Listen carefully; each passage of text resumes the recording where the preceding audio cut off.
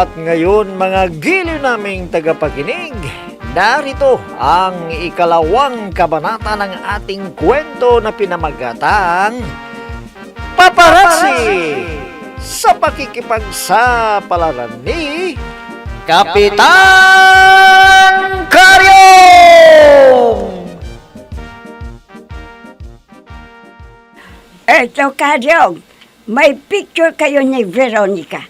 At ayon sa post, totoong may lihim daw kayong relasyon. Nako, walang katotohanan yan. Paninira lang yan sa akin Sinungaling ka, Karyong. Sinungaling! Harap-harapan na ang panluloko mo sa akin. Hayop ka. Talagang puputulin ko na yung batuta mo. Dahil sobrang ng batulas. Una si Kulasa, tapos si Shirley, pati si Bibang. Ngayon na naman si Veronica. At hindi magtatagal ay pati si Melinda na. Ano ka mo, Aling Punyang? Pakiulit nga. Rudolph, mabuti na ba na nandito ka? Para magkaalaman na. Rudolph, Kwan!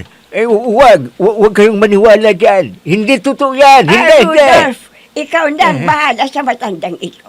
Sige, bugbugin mo. Dahil pinakialaman niya ang asawa mo. Nako, sinungaling ka. Sinungaling ka. Walang katotohanan yan. Bakit ang ingay-ingay mo, Punyang? Papahinga ko daldal ka ng daldal. Kuya, mabuti na ba at lumabas ka? Sige, mabuti na itong magkaharap-harap kayo para magkaalaman na. Bayaw, ano bang sinasabi ni Punyang? Kwan, Bayaw, may nakita daw siya sa social media na sinabing may relasyon daw kami ni Veronica. Pero walang katotohanan yan Tsak na, sinisiraan lang ako ng mga kalaban ka. Oo nga naman. Tama naman ang sinabi ni Kapitan Hindi rin naman ako naniwala dyan Dahil napakabait na tao si Kapitan. Rudolph? Ikaw talaga, Punyang, hindi ka na tumitigil sa pag-aaway mo sa asawa mo. Tumigil ka na, ha? Pero kuya, may nag-post Tama na may sabi! relasyon. Sobra ka na, Punyang. Kung hindi ka kayang saktan ni Bayaw, ha? Ako na lang para tumigil ka na. Ha? Ay, kuya! Mabuti nga yan sa'yo, Aling Punyang. Sobra ka na Masyado ka ng chismusa.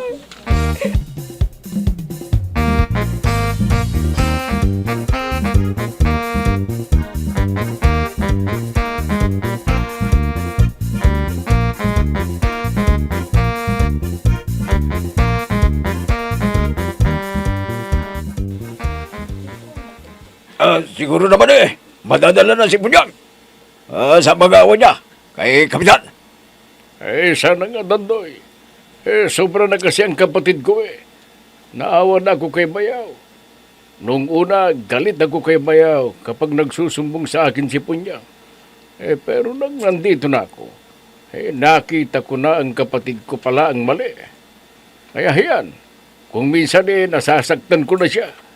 Pinalayas ko na nga siya pero bumabalik din. Sana, magbago na siya. Siya ang nagkakansira kay Kapitan. Oo, alam ko, Dandoy. Siya nga pala. May ipapakiusap sana ako sa iyo. Ano yun, Vice Mayor? Alam kong nagtatampo sa akin si Melinda. Pagsabi naman sa kanya na patawaran niya ako dahil talagang busy na ako sa paglilibot-libot. Huwag kang mag-alala, Vice Mayor. Pagsasabihan ko siya. Hindi ko papayagang magtampo siya sa iyo. Dahil itinuring mo na siyang parang tunay na anak. Ha? Oo, Dandoy. Kaya parang awa mo na. Sabihin mo sa kanya na dalawin naman niya ako dito sa bahay.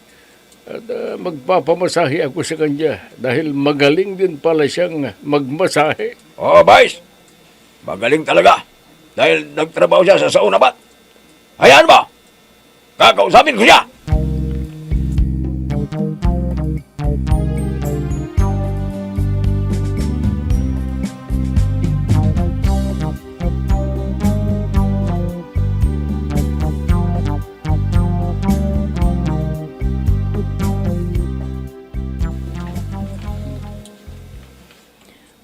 paano kaya nangyari yun? Pare Pal- Boy! Pare! Andito ka pa para sa labas? Bakit hindi ka pa natutulog? Pare Bunjing, palpak na naman ang misyon ko. Ha? Anong mission niyang pare boy? Nangangaral ka na ba ng salita ng Diyos? Hindi pare. Hindi yung pagmamanman ko kina Kapitan at Veronica. Nabidyohan ko na nga sila eh. Yun ang ipinost nila kagawad asyong sa social media. Oh, Ipinakita yun ni Aling Punyang kay Kapitan at nakita rin nila Rudolph at Vice Mayor Agaton. Pero hindi nila pinaniwalaan at nasampal pa raw ni Vice Mayor Agaton si Aling Punyang. Kaya palpak na naman. ganun ba? Naku, anong plano mo ngayon pare? Hindi ako titigil pare na magmanman sa kanila. Gagawin ko ang lahat para masirang pangalan ni Kapitan Karyong.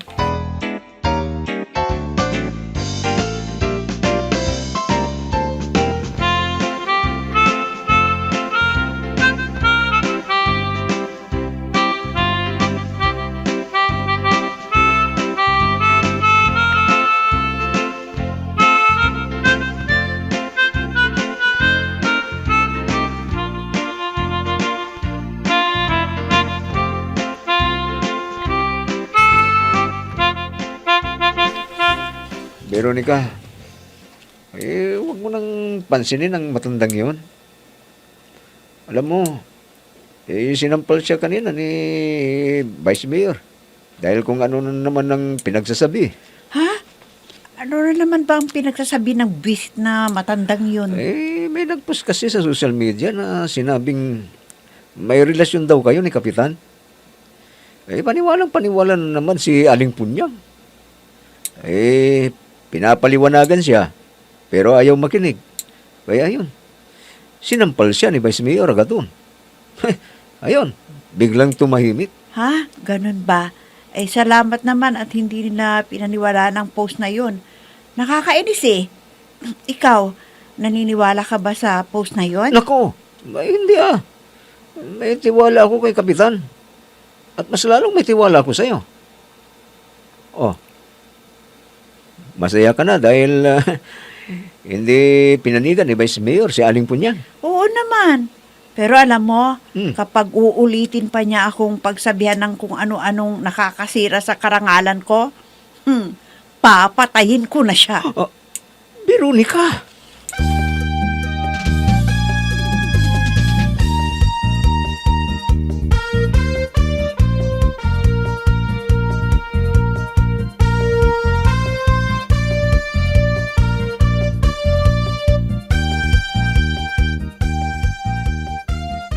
Friend, kumusta na? Anong balita sa post nilang may relasyon kay ni Kap? Okay na friend. Na-solve na ang problema. Nag-usap-usap na sila kahapon. At nasampal daw ni Vice Mayor Agaton si Aling Punyang. Ha? Nasampal? Bakit? Ano bang nangyari? Ayon sa kwento ni Rudolph, pagdating daw ni Kapitan sa bahay nila, sinalubong kaagad ni Aling Punyang ng kung ano-anong salita. Kabit daw niya ako. Tamang-tama. Pumunta dun si Rudolph dahil may papapirma pa kay Kapitan. Anong sinabi ni Rudolph at Vice Mayor Agaton sa post na yon? Hindi nila pinaniwalaan, syempre. Sabi nila may naninira lang daw kay Kapitan.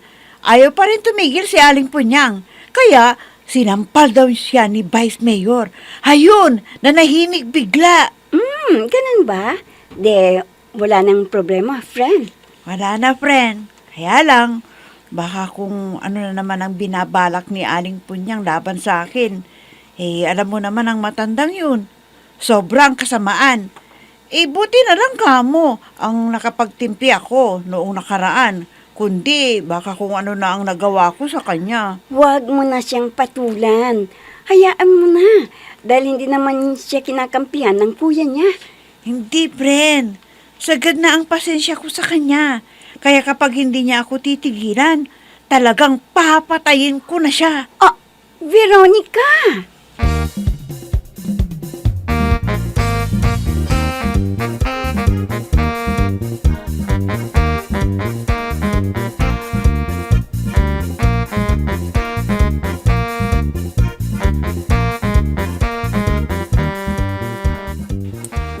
Darwina. Ay, nako, ikaw pala. Aling Punyang, kumusta na? Oh, bakit ganyan ang itsura mo? Ay, nako, lalo kang pumangit ngayon. Nako, kung ganyan, na pinababayaan mo lang sarili mo, hindi mo na mapipigilan ang asawa mo na bababae. Ay, Darwina, bigyan mo nga ako ng serbisa. Yung matapang, yung makasapatos ng bakla. Ay, kalabaw pala. Ay, nako, wala akong serbisa ngayon. Aling Punyang. Ha? Ano ba yan? Hindi ka pa nakakainom lasing ka na? Nako, ano bang problema mo? Ay, sige na, Darwina. Bigyan mo na ako ng serbisa. Kahit anong brand, basta serbisa. Gusto kong magpakalasing ngayon.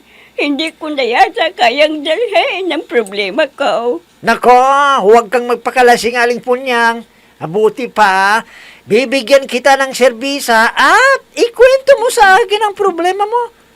Kailangan na may outlet ka para hindi ka masyadong mabigatan sa problema na iyong dinadala. Sige. Bigyan mo na ako kaagad para makapagkwentuhan tayo. At sasabihin ko sa iyong lahat ang problemang dinadala ko. Ay, ang puso ko ay Ay, naku! nagdurugo. Hindi ba na naman ang tono? binibig. Ka?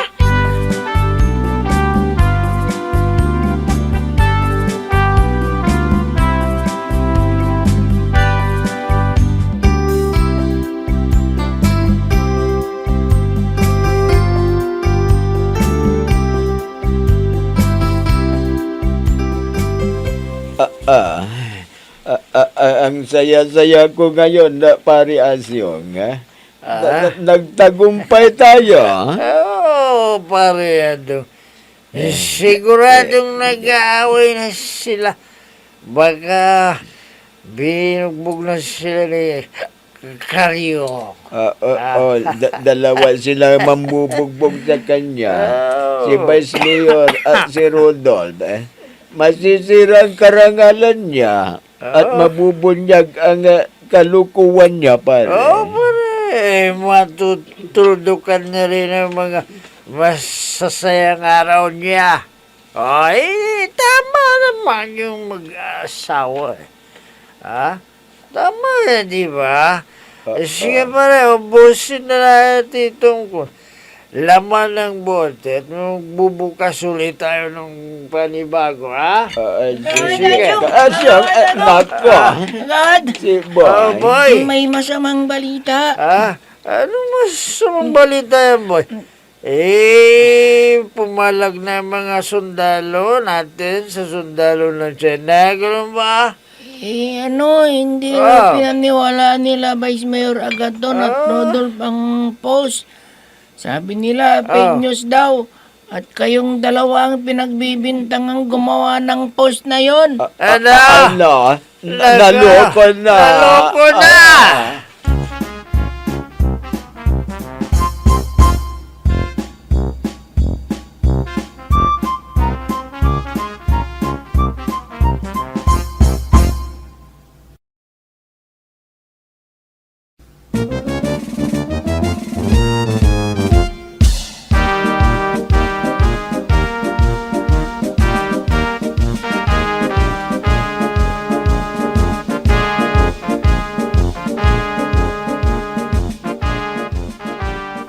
Ano kaya sasabihin Anong ni sasabihin Kapitan sa Bakit tayo kapitan sa pinatawag atin? na lang? Anong sasabihin niyo sa akin? Nandito na kayong lahat na tunay na kapanalig ka. Oo ka, nandito na kami lahat. Yung dalawa lang wala. Ayan yun ang mga yan. Alam nyo na, dati. Hindi naman natin sila kailangan dito eh. Totoo Baka yan. mapapatay ko silang dalawa kung makikita ko sila dito ngayon. Kami lang ka. Talagang inis na rin kami sa kanila eh. Baka kami lang magkautang ng buhay ng mga dalawang Warin kape. Visit yan, Talagang mga to. halos hindi ko na mapigilan ang sarili ko. Baka mapapatay ko na rin sila. Kaya man na to, ah. Kwen, binabati kita kagawad Gusteng. Napaka tahimik na ng ating barangay ngayon. Malapit na ang pista ng bayan. Palagay ko makakakunan tayo uli ng award para sa pinakatahimik na barangay sa buong bayan ng Hingaluan. Salamat sa pagtitiwala mo sa akin, Kapitan. Pinagmamalaki kita dahil makakakuha ka rin ng award mula sa ating butihing mayor. At baka bibigyan ka rin ng gobernador ng award. Utang na loob ko sa inyo ni Rudolph, Kap. Ang karagalang matatanggap ko.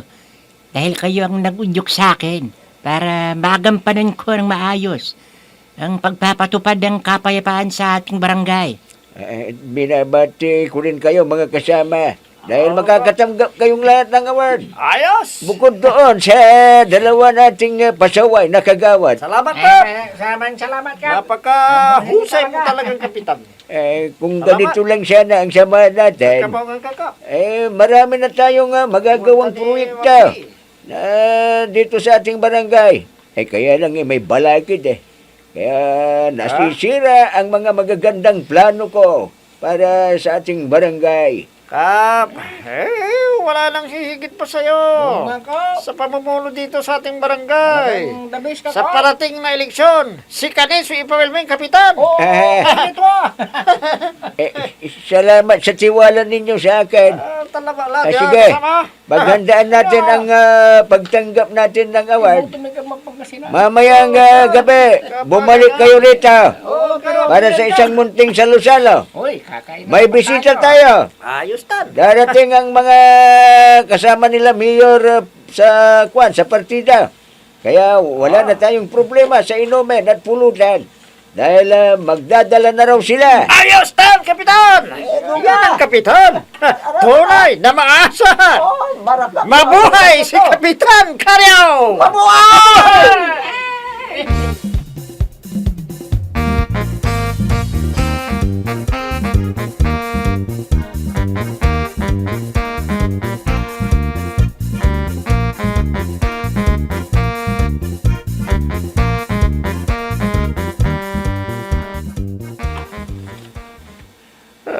Buwisit. Nabigo tayo, pare. Kailangang masira natin ang administrasyon ni Karyaw. Sana nga pare. Pero papaano? Kagawad. May nalaman uli ako tungkol sa mga kasama ninyo. Nako, ano na naman ba yun, ha, boy? Naku, paparangalan pala silang lahat. Lalo na si Kagawad Gusting. Dahil napatahimik daw niya ang barangay. Ano? Sila lang ang mapaparangalan? Kaming dalawa ni Kagawad daw. Ha? Hindi nila pararangalan? Talagang hindi Kagawad. Sila lang daw. Buwisit ang mga yan. Pupunta raw ang mga kapartid nila mayor sa barangay hall mamaya at magkakaroon sila ng salo-salo. Magiinuman daw sila. Ano? Ha? Kung ganon, mag-isip tayo ng paraan, pare, para masira ang pangalan nila. Anong iniisip mong gawin, pare? Pare Asyong, ano ang gagawin natin? Mag-iisip pa ako.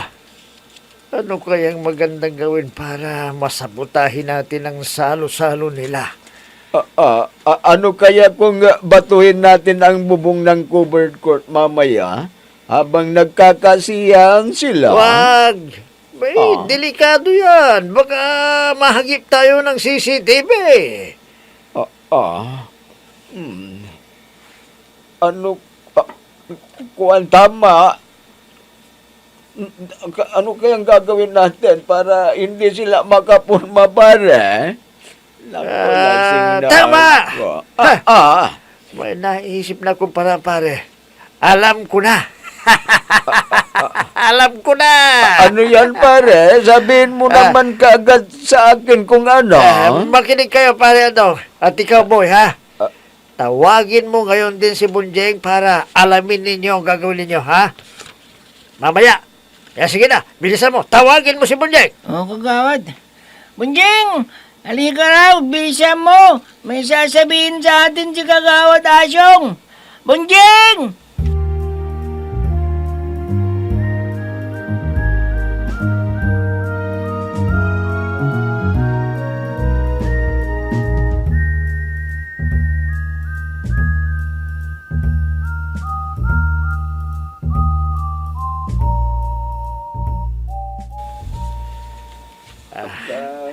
Ayun. Nagkakasiyahan na sila. Boy Sibuyas. Bunjing, Digaling. Ay, Bunjing pala. Oh, alam nyo nang gagawin ninyo, ha? Oh, kagawad, sige kami na ang bahala dito. Sige, alis na kami. Halika na pare, Adong. Lumayo na tayo dito at bahala na sila Bunjing at si Boy Sibuyas. Tayo na. Pare Bunjing, umpisa na nating tanggalan ng gulong ang lahat ng sasakyan na nakapark dito.